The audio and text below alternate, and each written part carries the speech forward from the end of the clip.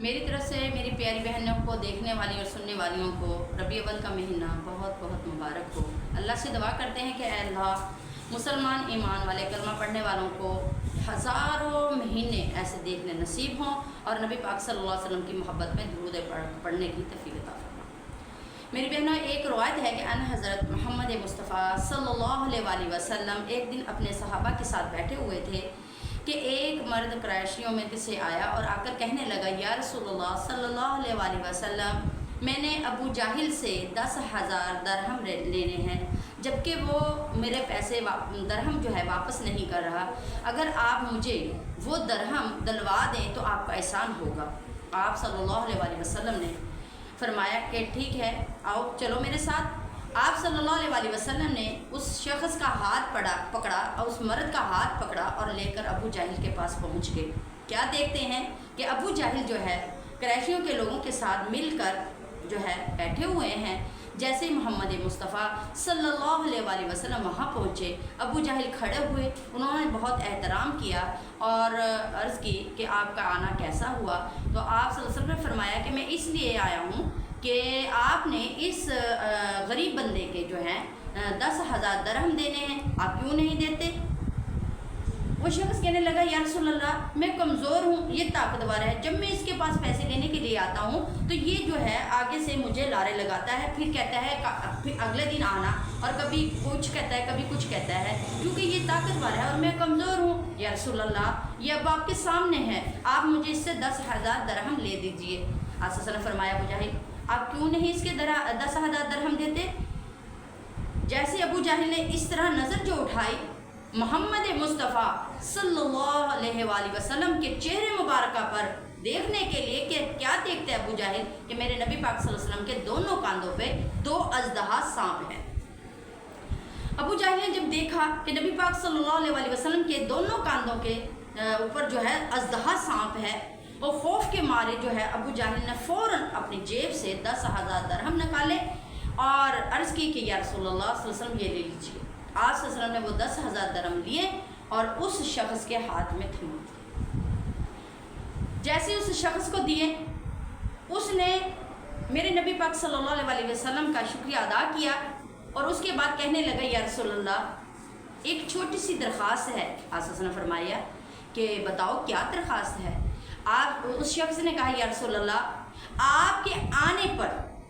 جبکہ ابو جاہل نے کافی عرصے سے میرے پیسے دینے ہیں لیکن وہ دے نہیں رہا تھا، بہانے بنا رہا تھا اپنی طاقت کے بل بوتے پر، اور میں اپنی کمزوری کی وجہ سے اس سے لے نہیں سکتا تھا۔ تو یا رسول اللہ میں دیکھ رہا ہوں کہ آپ کے آنے پر ابو جاہل نے پیسے دے دیے، جب میں آپ پر ایمان لے آؤں گا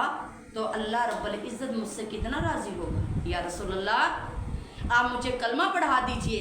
تاکہ میں مسلمان ہو کر محمد مصطفیٰ صلی اللہ علیہ وسلم کا احسان کا بدلہ ساری زندگی درود پاک پڑھتا۔ سبحان اللہ، کتنی بڑی بات ہے میرے بہنوں۔ کہنے کا مقصد ہے کہ نبی پاک صلی اللہ علیہ وسلم کا اخلاق، وہ شخص جو آیا تھا وہ ابو جاہل کے قبیلے میں سے ہی تھا اور وہ لے سکتا تھا یا وہ دیر سے دیتا، جیسے بھی ہوتا ان کا معاملہ حل ہونا نہ ہونا یہ تو رب ہی جانتا ہے، لیکن کہنے کا کیا مقصد ہے کہ میرے نبی پاک صلی اللہ علیہ وسلم نے فرمایا کہ آؤ، حالانکہ وہ منافق ہے، اس نے ابھی کلمہ نہیں پڑھا، لیکن وہ اپنے نبی پاک صلی اللہ علیہ وسلم کے پاس پہنچا ہے اور جا کے درخواست کی۔ جب میرے نبی پاک صلی اللہ علیہ وسلم آئے، میرے نبی پاک کے اخلاق دیکھیں، کافر بھی آتے تھے تو میرے نبی پاک صلی اللہ علیہ وسلم انہیں بٹھایا کرتے تھے، ان سے محبت سے بات کیا کرتے تھے، اور وہ کافر ہو کر نہیں جاتے تھے، وہ بلکہ ایمان والے ہو کر کلمہ پڑھ کے جایا کرتے تھے۔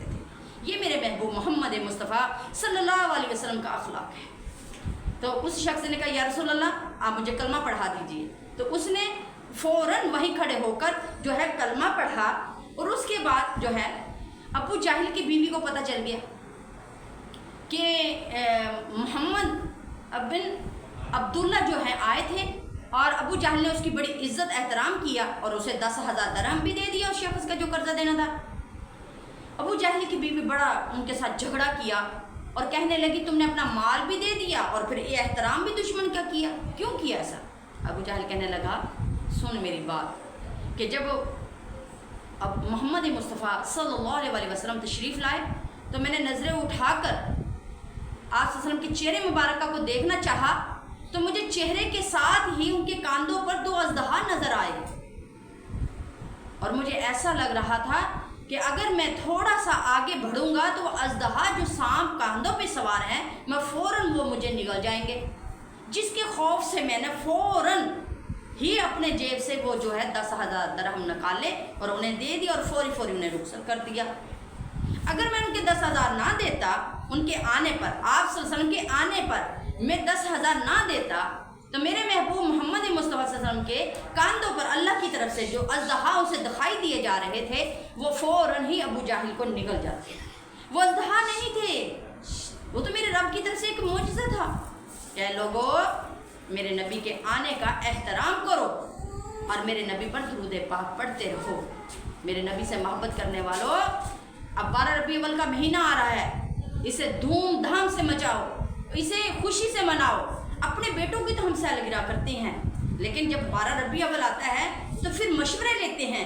کہیں شرک تو نہیں ہے میلاد کرنا، کہیں بدعت تو نہیں ہے میلاد کرنا، نہ ایسی بات نہیں ہے۔ اپنے بیٹے کی آپ اگر سالگرہ کرتی ہیں، اس سے وفا ملنی نہ ملنی وہ تو علیحدہ سی بات ہے، لیکن یاد رکھنا کہ محمد مصطفیٰ صلی اللہ علیہ وآلہ وسلم کی میلاد کرنے پر آپ کے گھر پہ رحمتیں اور برکتیں عطا ہو جائیں گی۔ یہ میں نہیں کہہ رہی، یہ محمد مصطفیٰ کا رب کا حکم ہے کہ جو میرے نبی کا اپنے گھر میں ذکر کرے گا، عرش والا رب اس کے گھروں پہ رحمتیں عطا کر دے گا۔ تو میری پیاری بہنوں، میرا ایک اور پیغام ہے۔ میری بہنیں، میں میلاد خود پڑھنے جاتی ہوں تو میں کیا دیکھتی ہوں کہ بہت سی بہنیں، اچھا اس بات سے پہلے ایک بات آپ تک یہ بھی پیغام بھجانا ہے کہ میری پیاری بہنیں، جب آپ ذکر کرنے کے لیے جاؤ 12 ربیع الاول کے مہینے میں، اس کے علاوہ بھی کسی مہینے میں کسی دن جاؤ، تو میری پیاری بہنوں کوشش نہیں بلکہ عمل کرنا ہے اس بات پہ کہ ہماری آواز جو ہے وہ اس گھر سے باہر نہیں جائے، غیر محرم کے کانوں تک نہیں جائے۔ وہ اس لیے کہ ہمیں پھر ثواب کی وجہ گناہ ہو جائے گا کہ بی بی فاطمہ الزہرا کی آواز کبھی گھر سے باہر نہیں گئی تھی۔ اس لیے میں اپنی بہنوں کو پیغام دینا چاہتی ہوں کہ جو سپیکروں میں بلند آواز سے میلاد پڑھتی ہیں یا ٹفلی بجا کر میلاد پڑھتی ہیں، نہ ایسا مت کریں کہ جس سے اللہ اور اللہ کے رسول ناراض ہوئیں۔ ہم نے وہ کام کرنا ہے جس سے اللہ اور اللہ کے رسول راضی ہو جائے اور ہم میلاد کیا اپنے اللہ اور اللہ کے رسول کی تعریف کر پائیں۔ تو میری پیاری بہنوں، دوسری بات آپ تک یہ پیغام پہنچانا ہے کہ بہت سی بہنیں میلاد کرواتی ہیں، ذکر کرواتی ہیں اور کیا کہتی ہیں، میں نے تو 3 دیگیں پکا لی، میں نے تو 2 پکا لی۔ تو میری پیاری بہنوں، جو بہن آپ کے گھر آئی ہے محفل پڑھنے کے لیے، آپ کے گھر میں ذکر کر رہی ہے، اس کی زبان سے ذکر جو نکلا ہوا ہے وہ خود نہیں کر رہی، وہ اس کے آنے کا کمال نہیں ہے کہ وہ آپ کے گھر آ گئی میلاد والی، اس کے ذکر کرنے کا کمال نہیں ہے، یہ عرش والے رب کی محبت کا کمال ہے جس کی چاہے زبان سے محمد مصطفیٰ کا ذکر کروا لیتا ہے۔ جب آپ کھانا بناتی ہیں، اتنی عوام جمع کرتی ہیں جو ذکر کرنے کے لیے آتی ہیں، آپ ان کا بھی احترام کیا کریں۔ میں نے بہت سے گھروں میں دیکھا ہے جب محفل میلاد ہوتا ہے تو وہ دسترخوان لگا دیے جاتے ہیں اور وہ جو مہمان آتے ہیں وہ کھانا کھا رہے ہیں، جو ذکر کرنے والے ہیں وہ بیٹھے ہوئے ہیں ہاتھ پہ ہاتھ رکھ کے، انہیں کوئی پوچھ ہی رہا، بس ان سے یہاں تک آپ کا محبت کا سلسلہ تھا کہ جب بات ذکر مکمل ہوا تو آپ نے اسے چھوڑ دیا۔ ہاں، جس سے ذکر کروایا ہے اس عورت سے محبت نہ کر، کم از کم میرے نبی پاک صلی اللہ علیہ وسلم کی ذکر کے محبت کرتے ہوئے اس عورت سے محبت کریں۔ تو میری پیاری بہنوں، معذرت کے ساتھ آپ تک یہ پیغام پہنچایا۔ اگر میری پیاری بہنوں کو اگر اس بات پر کوئی غصہ آیا ہو یا ناراضگی ہو تو مجھے معاف فرمائیں۔